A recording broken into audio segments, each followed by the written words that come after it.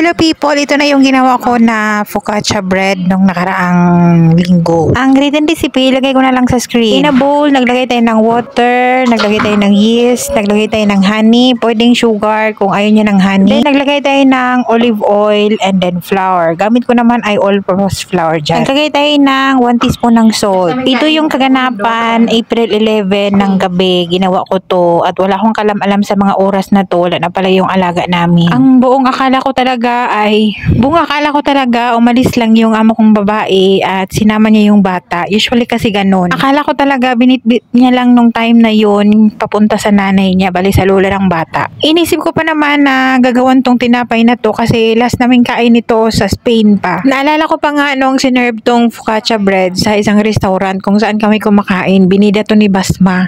Sabi niya, it's like Dada's bread. And nag-take out pa kami nung time na yun kasi yun lang yung kinain ng bata. Kaya naman itong time na to naisipan kong gumawa nito kasi nga ilang araw na rin napapansin ko na hindi siya kumakain. Kaya naman sobrang tagal na hindi ko ma-upload to kasi parang ang hirap i-voice over. Minasa ko yan nung time na yan, wala na pala yung bata. Tapos maya-maya umakyat na kami ni Belle sa taas at nagpahinga while hinihintay yung mga amo nga. Tapos mga ilang oras lang nakalipas.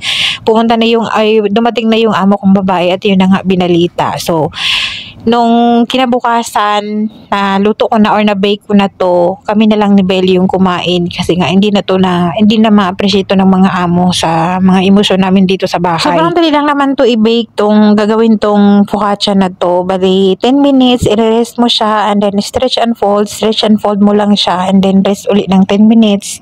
Stretch and fold uli, tapos tatakpan mo siya uli, tapos stretch and fold again, then ilagay mo siya sa ref ng overnight, saka mo siya i-bake kinabukasan. Mga 3 araw bago nawala yung alaga ko, yun yung huli naming usap. Hindi talaga ako nakapagpaalam sa kanya. Oras lang talaga yung pagitan nung dinala siya sa ospital, nawala. Tapos yun na, hindi na siya nakabalik. Kaya sa mga nagtatanong, nag-BPM, nagko-comment kung bakit nawala na yung alaga ko, hindi na po niya nakayanan yung sakit niya. Nung umuwi kami from Spain, yung pakay talaga namin dito is dito sila magraramadan at dito gaganapin yung second cycle ng kanyang chemotherapy. Sa kasamaang palad, hindi niya nakinaya kaya hindi na siya pwedeng i-chemo. Yung huling linggo bago siya nawala, hindi na siya makaihi kaya nilagyan na siya ng catheter tapos namanas na rin yung mga paa niya at isang araw lang naman siya na hindi siya aware or hindi siya parang hindi siya makaresponse or hindi siya makarinig.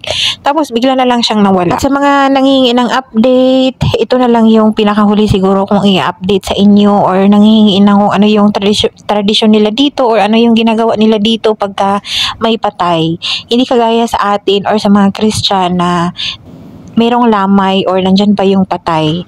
Within 24 hours sa mga Muslim, kahit naman sa atin, sa Pilipinas, basta Muslim kayo, within 24 hours or bago lulubog yung araw, dapat malibing na yung katawan. Bali papaliguan lang nila yung katawan, tapos ipiprayer, ipagdadasal nila, gagawin nila yung mga ganong gawain sa loob ng mosque or masjid. Pero sa loob ng 3 araw, pagkatapos na ilibing yung katawan ng namatay, parang sa atin lang tinalamay pero wala na yung katawan ng namatay.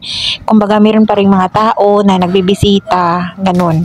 So i-entertain ng mga kamag-anak, kapamilya yung mga bisita. Tumatanggap sila ng mga bisita na mga nakikiramay, mga malayong kamag-anak. So that's it guys. Ito yung ating update. Tulungan nyo akong ipagdasal yung aking alaga na naway magkaroon na siya ng katahimikan at kapayapaan sa piling ng ala. Sa ngayon, ang hirap naming gumalaw dito sa bahay kasi lahat ng mga galawan namin dito, mahirap pa magsimula sa yung mga dapat simulan namin na wala na siya. Pero ganun pa man, kailangan talaga nating tanggapin na ganun talaga ang buhay. Sa kabilang banda, maigi na rin na nagpapahinga siya kasi sobrang hirap na rin ng dinanas ng bata. Marami ding nasyak sa inyo, nababasa ko rin yung mga comment nyo, nasakta, nalungkot. Alam ko, sobrang hirap. Hindi ko dapat to i-public, hindi ko dapat to i-post, pero kasama ko na kasi si Basma from the start ng aking vlog na nandyan siya sa storytelling ng aking voiceover.